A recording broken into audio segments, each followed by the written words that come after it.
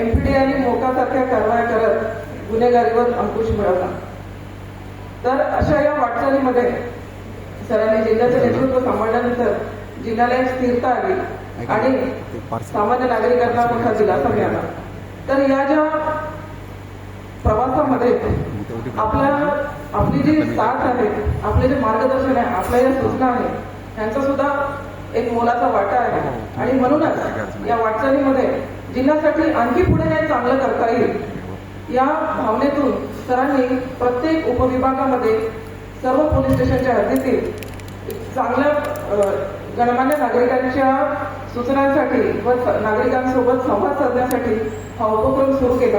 आतापर्यंत आम्ही आमच्या उपविभागात, आमच्या डिव्हिजनमध्ये केज आणि माजलगाव उपविभागात ही बैठक आयोजित केली आहे आणि आज ही बैठक इथे अंबाजोगाई उपविभागात आहे।